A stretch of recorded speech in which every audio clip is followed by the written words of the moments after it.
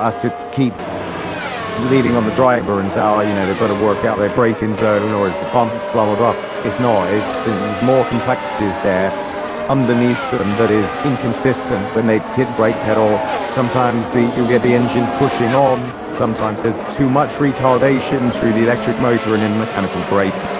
And it's different every time the driver puts their foot in the wheel. They don't quite know what they're going to do. Under a normal race lap, it might be a bit easier because you naturally drive with a bit more margin.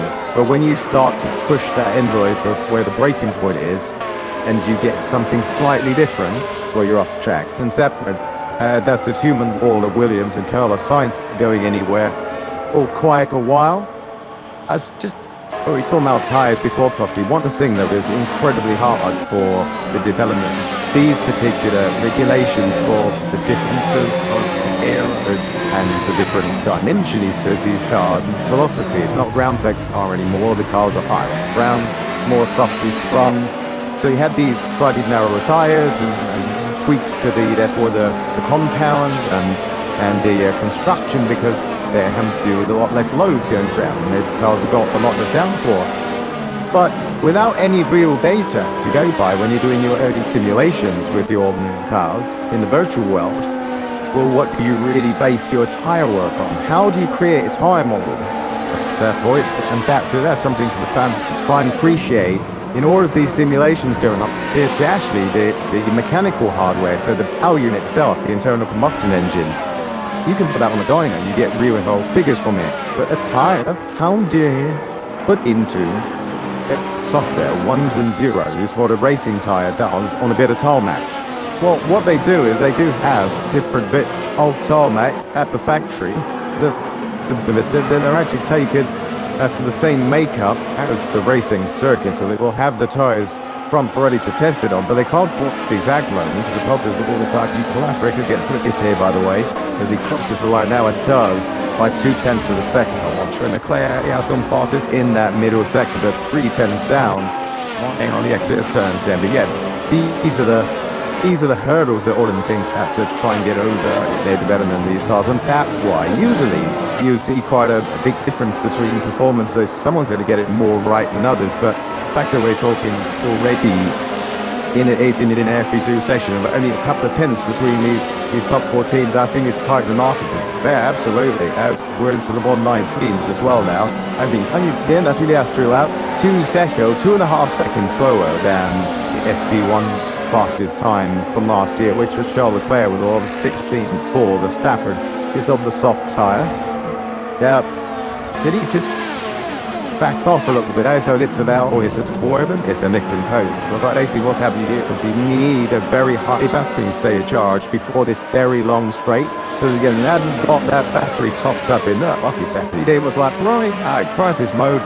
I need to lift and coast, top it up so I don't lose then on the straight. Exactly. So it's a high-speed corner, so you get a lot of time off throttle, depending on where your deployment is going to come from. But turn 6 is one of those corners where you need your backing to be very high. You have it, somewhere in the region of 80 to 100% by turn 6, and then you use nearly all of that on the exit to propel you down that straight. And then these tighter corners down the rest of the lap, you harvest it back up again and you restart this part of the straight. So Verstappen crosses the line at his 6 tenths down. Now that could have been 3 tenths down had he not had to lift and coast it where he did. Now watch out for that in qualifying, because it could be that your shots at pole or shots at good qualifying, Bill Ford here, to see the work of his company in tandem with Red Bull powertrains. It could be that a moment like Max Verstappen just said really does cost you a couple of rows, and there's another lockup going into turn 3, right turn 1 and turn 10 in Bahrain and testing. This is becoming quite commonplace. Yeah, drivers arriving into a braking zone at different speeds, the engine doing something different when they fell on the brake, and in terms of the engine braking, it's you need to drive with some margin, and the drivers that can cope with inconsistencies from lap to lap and not make mistakes, they'll be champion this year. Sure, they've got a right recruitment under as well. George Russell's the bookmaker's favourite, and he's going to be investigated after the session by the stewards for failing to follow race director's instructions regarding practice starts and a possible infringement Well, he was already going to see the stewards for the incident with Arvid Lindblad, but he tried to push into the queue. Saw Arvid Lindblad was leaving his space. Arvid didn't in the end, and they made such wins. I wouldn't imagine there'd be anything more than a slap on the wrist for either on that one. But he's the one then. They're called Dammy, so he's cool with that moment in the pit, and I do believe that was just a genuine misunderstanding between two drivers. You're trying to be a little bit pushy, but the reason why you went for it is because we saw a hesitation from the rookie driver of Lindblad, who I think also did the right thing to wait a bit, because they said it is a frantic moment there in the pit lane, and something he has to get used to as well. I didn't see the race start infringement. I don't see what happened there, so maybe we can get back. Maybe up on the sky pad at the end of the session. Or we could do that, sir. The fourth fastest for Lewis Hamilton, one of 3 drivers to have led a lap here in Australia last year, along with Lando Norris and Max Verstappen. He's 4th fastest, Piastri quickest so far.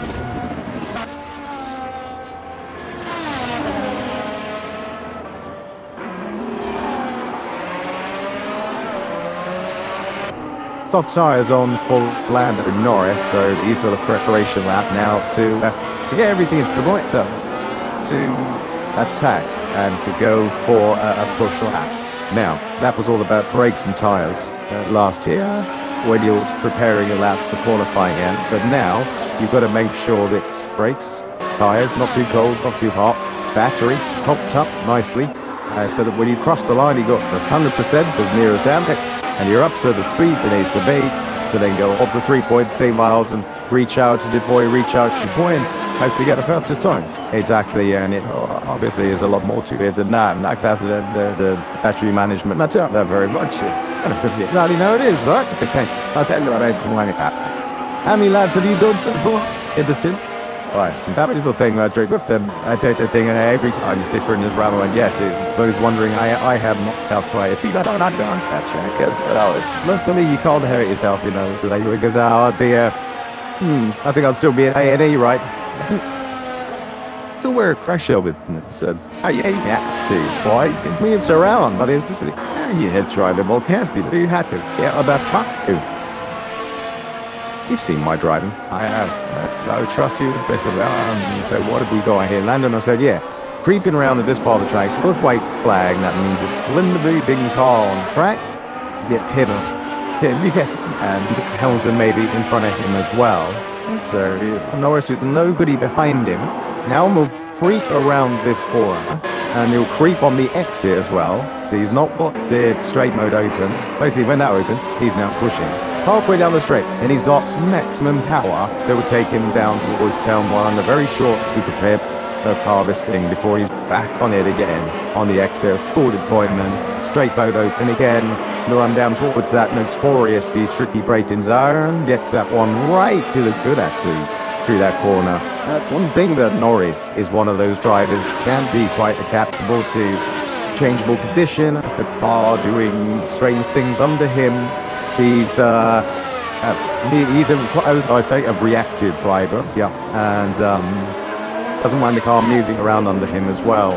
Because he doesn't always get it right, as Jeddah proved last year in qualifying, but yeah, I'm still trying to see how different drivers pull this over this year. Loses a lot of time in the middle section. I didn't see anything wrong, so you'd have to suggest that maybe he hasn't got an ideal amount of deployed battery not on this lap. You want to see the battery, don't you? I'm sure in time we will do on all these cars, because it's that extra deployment. If he's not got the full megajoule navals over the course of a lap, it's going to take quite a few tenths off your time. As he crosses the line, probably about a second off the pace here, Lando Norris. There he was, 7th fastest. Yeah, and it might just be the difference between him doing, you know, a race amount of deployment. Those have a qualifying level, and so yeah, you're at the mercy of that epic amount of power you've got in the battery.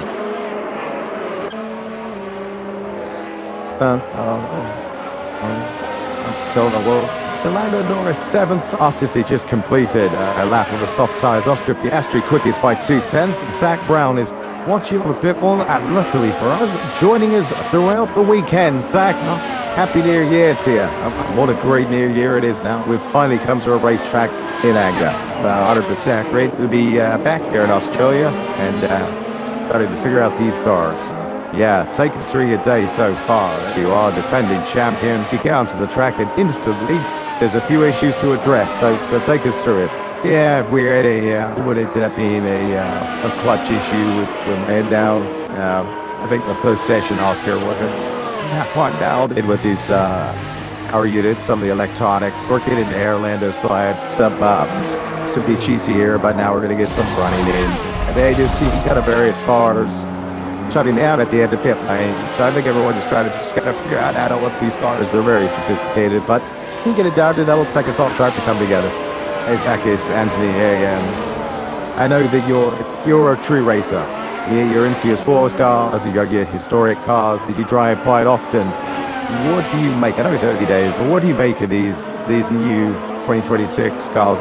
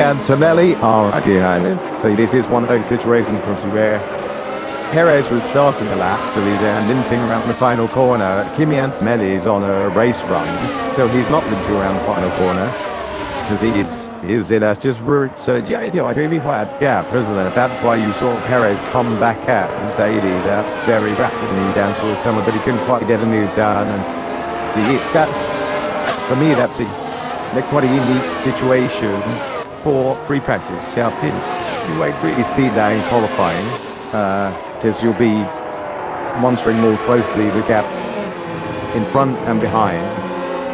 Maybe Q1, when all of the cars are out there, you might see things like that happen as cars are finishing their fast lap as you were starting. But in that situation, obviously, Antonelli would have backed out. He would have finished at his fast lap. So that exact scenario is unique to a free practice session. And that won't be the last time we see it. No. What we got at least? Well, we got another 23 FP1 sessions today, and then we've got sprints on a 17 FP2 session. We've got a long way to go this year. Ted, down to you, sir. Oh, Max did do one more lap, and then he came in because they seen on the telemetry that he'd made a mess of the floor, and I don't think we should get a shock because there's still grass, as you would expect. Not only all over the front wing, but also the T-tray, which is the forward part of the floor. Maybe the bib, they call it the bib as well. I'm sure Formula One have a shot of it quite soon in the garage, but Max has really taken off the front of that bib, the T-tray, and also damaged a bit of the dashboard as well. So maybe it was worth carrying on for a little bit. Now that the radio, Sergio Perez has stopped. Oh no, they got another issue, I'm afraid. He's the way you got a chance to go a full lap mid. Just before turn 12, Sergio Perez has had to pull over to the side and stop